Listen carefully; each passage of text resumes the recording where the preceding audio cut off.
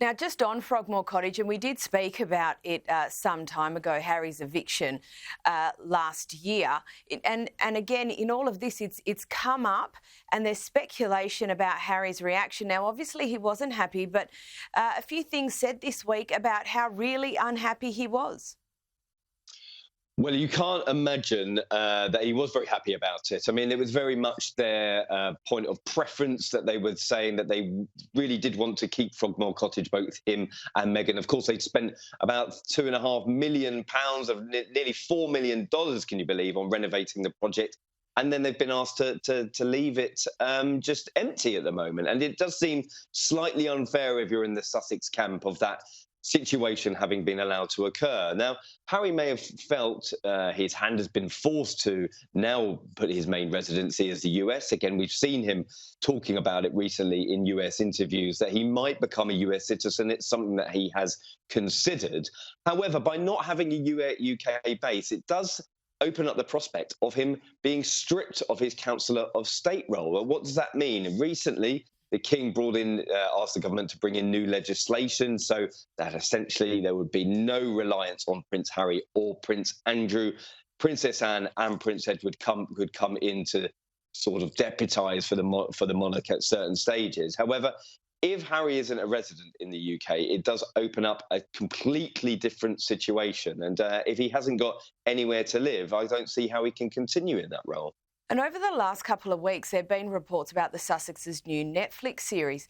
There are varying views about the expected content and how that could run counter to the priorities of the palace. What's your view on that?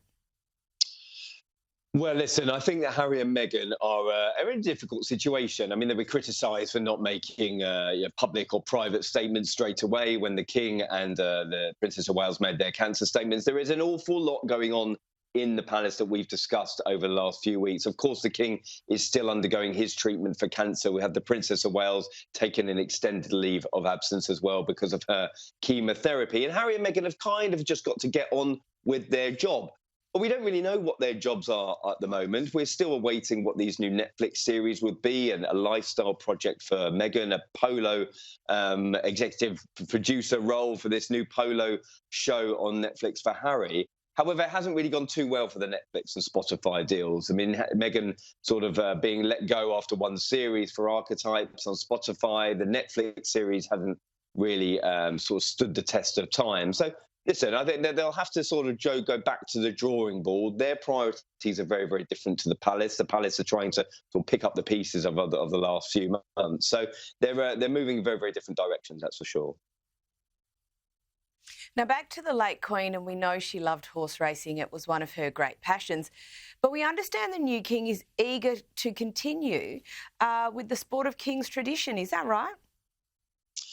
Well, he is. I mean, of course, he's had a sort of a very scaled-down schedule over the last few months, undergoing his cancer treatment. We've only seen him sparingly at public events, meeting the Prime Minister or other members of the public in very, very small groups at Buckingham Palace. However, we did see him at Easter Sunday in a larger group outside Windsor Castle. I am told there is definitely an appetite to get him back to more public duties over the next couple of months. And that is interesting that, you know, we could see him at a Trooping the Colour, we could see him at D-Day commemorations, but definitely he does want to go to Royal Ascot if he is well enough to do those other events as well. So hugely positive news, I think, from the palace. And I think we should take that as sort of a ray of sunshine to hold on to, because it's been a pretty testing time for the King and the rest of the royals this year already. Now, Russell, lastly, and I never miss an opportunity to talk about Princess Anne. We know she's hardworking and popular, but this article from our own ABC here in Australia shows she's getting, I suppose, a broader recognition for her work.